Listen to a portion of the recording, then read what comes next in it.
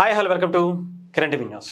దేశ రాజకీయాల్లో సంచలనమైనటువంటి విజయాన్ని అందుకున్న తమిళనాడు ఎలక్షన్స్లో ఈసారి 100కు పైగా స్థానాలతో టీవీకే పార్టీ విజయం దశగా ఒక రేంజ్ చరిత్రని లిఖించబోతున్నటువంటి పరిస్థితి మనందరికీ తెలుసు. టీవీకే అధ్యక్షుడు నటుడు విజయ్ తన సత్తా ఈసారి దేశం మొత్తం చూపించేలా తెలిసింది. అయితే దీని గురించి ఇప్పటివరకు మనందరికీ అర్థమైంది. ఆయన ఒక అద్భుతమైనటువంటి విజయం అందుకున్నారని, రేపు ఎల్లుండి ఆయన ప్రమాణ స్వీకారం చేయబోతున్నారని, ఇప్పటికే క్యాబినెట్కి సంబంధించినటువంటి కూర్పు చేర్పులపై కూడా కసరత్తు జరుగుతుందని మనందరికీ వార్తలు వినిపించాయి, కనిపించాయి కూడా. ఇప్పుడు అనూహ్యంగా మరి పక్కన త్రిష గారిని ఎందుకు పెట్టాను అంటే, రీసెంట్గా కొన్ని వార్తలు చాలా బలంగా వినిపిస్తున్నాయి.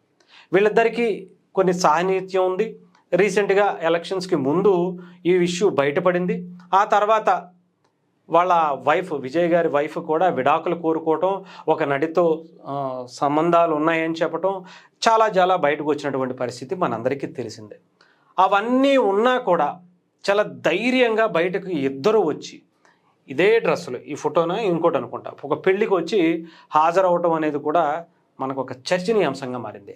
ఎవరు ఏమనుకుంటా అనుకున్నా ఉండే, నేను ఉన్నది ఉన్నట్టే చేస్తా, ఏదైనా సరే ఇలాగే ఉంటా అని చెప్పి అప్పుడే ఇద్దరు కూడా ఇండికేషన్ ఇచ్చినట్టుగా మనకైతే అర్థమైంది. ఇప్పుడు క్యాబినెట్ కూర్పు గురించి, చేర్పుల గురించి జరుగుతున్నప్పుడు మళ్ళీ ఈ విషయం ఎందుకు అనుకుంటారా? ఎస్, అక్కడికే వస్తున్నా. ఇప్పుడు తమిళనాడు ముఖ్యమంత్రిగా ఆయన ప్రమాణ స్వీకారం చేయబోతున్నటువంటి ఈ తరుణంలో ఉప ముఖ్యమంత్రిగా నటి త్రిష ప్రమాణ స్వీకారం చేయబోతుంది అన్నట్టుగా, ఆమె పేరు కూడా క్యాబినెట్ లిస్ట్లో ఉన్నట్టుగా వార్తలు కనపడుతున్నాయి కూడా. ఇదిగోండి, చాలా క్లియర్గా చూడొచ్చు. ఒక తెలుగుకి సంబంధించినటువంటి వార్తాపత్రిక ఎప్పుడు కూడా సంచలనం రేపేటువంటి విజయ్ రాజీనామా చేసినటువంటి స్థానంలో త్రిషాని డిప్యూటీ సీఎం అక్కడ నిలబడి గెలిపించి డిప్యూటీ సీఎం చేయాలనేటువంటి పరిస్థితి. విజయ్ ప్రస్తుతం పోటీ చేస్తున్నటువంటి తిరుచి ఈస్ట్, పెరంబూర్ 2 నియోజకవర్గాలు విజయం దశగా దూసుకుపోతున్నాయి. ఒకవేళ 2 చోట్ల గెలిస్తే ఏదో ఒక స్థానంలో ఆయన రాజీనామా చేయాల్సినటువంటి పరిస్థితి ఉంటుంది. అలాగే ఆ స్థానంలో గెలిస్తే డిప్యూటీ సీఎం అయ్యేటువంటి అవకాశం కూడా లేకపోలేదు అనేటువంటి వార్తలను అక్కడ ప్రసారం చేస్తూ ఇక్కడ వీళ్ళిద్దరి ఫోటోలు ఇచ్చారనమాట. ఇదిగో, విజయ్ రాజీనామా చేసే స్థానంలో డిప్యూటీ సీఎంగా ఆమెను తీసుకుంటారు అని.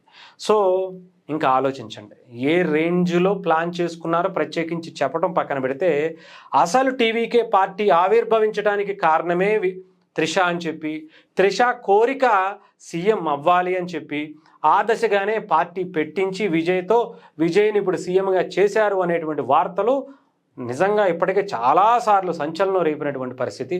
దానికి తగ్గట్టుగా ఈరోజు పొద్దున్న ఆమె పుట్టినరోజు కావటం, పుట్టినరోజు గిఫ్ట్గా ఇచ్చారని చెప్పడం ఈ విజయం.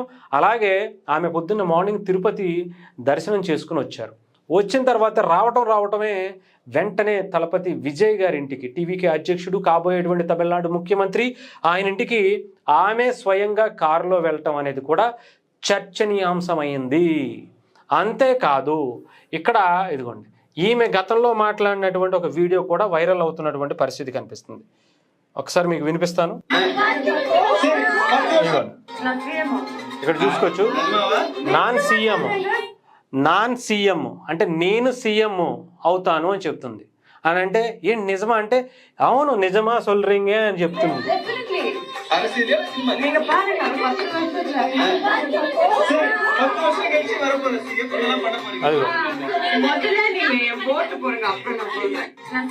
ఇది ఎప్పుడో చాలా పాత వీడియోనే, బట్ ఇప్పుడు వైరల్ అవుతున్నటువంటి పరిస్థితి. అంటే ఆమెకి ఎప్పటి నుంచో తమిళనాడు రాజకీయాల గురించి చూస్తూ పెరిగారు కాబట్టి ఒక క్లారిటీ ఉన్నట్టుగా కూడా తెలుస్తోంది. అంటే ఆవిడ తమిళనాడులో మరో జయలలితగా అవతరించాలనేటువంటి ఆలోచన ఆవిడకి ఎప్పటి నుంచో ఇష్టంగా ఉండేటువంటి పరిస్థితి ఉంది. ఆమె చాలా క్లియర్గా చెప్పింది, నేను సీఎం అవ్వాలనుకుంటున్నాను, ఇప్పటికి కాకపోయినా 10 ఏళ్ల తర్వాత అయినా అని చెప్పి 10 ఏళ్ల క్రితమే చెప్పింది. కరెక్ట్ టైం వచ్చిందా? అదే పరిస్థితి కనబడుతుందా? అప్పుడు వినపడింది, అప్పుడు చెప్పింది, ఇప్పుడు కనబడేటువంటి పరిస్థితులు ఆమె క్రియేట్ చేసుకుందా అనేది ఇప్పుడు సంచలనం రేపుతున్నటువంటి ఈ ఇష్యూస్ అన్నిటికీ ఇప్పుడు మనకు సమాధానం దొరికేటువంటి పరిస్థితులు అయితే కనబడుతున్నటువంటి పరిస్థితి ఉంది. తమిళనాడులో మరో జయలలితగా త్రిష అంటే ఇప్పటికి మనందరికీ తెలుసు అటు తమిళనాడులో సినిమాలకి సంబంధించిన వచ్చినటువంటి ఎంతమంది రాజకీయ నాయకులు సినిమాల నుంచి వచ్చి విజయం సాధించారో ఆ దశగా అక్కడ తమిళనాడు రాజకీయాల్ని శాసిస్తున్నటువంటి పరిస్థితి మనకు తెలుసు. జయలలిత గారి తర్వాత ఆ శకం ముగిసింది అనుకుంటే విజయ్ గారు రాజకీయాల్లోకి వచ్చారు, ఒక సరికొత్త శకానికి నాంది పలికారు. అప్పటితో ఎండ్ అయ్యింది సినిమా వాళ్ళ చరిష్మా, వాళ్ళకి సంబంధించి వాళ్ళే శాసిస్తారు అనుకునేటువంటి స్థాయి నుంచి ఈ తర్వాత మళ్ళీ నెక్స్ట్ ఇప్పుడు అక్కడ ఉదయనిధి స్టాలిన్ ఒక పార్టీలో, ఇప్పుడు ఇంకొక పార్టీలో ఇక్కడ విజయ్ అండ్ మళ్ళీ త్రిష. వీళ్ళు ఇంకొన్ని సంవత్సరాల పాటు వీళ్ళే శాసిస్తారు అనటానికి ఇక్కడ చాలా క్లియర్గా అర్థమవుతున్నటువంటి పరిస్థితి అయితే కనబడుతుంది.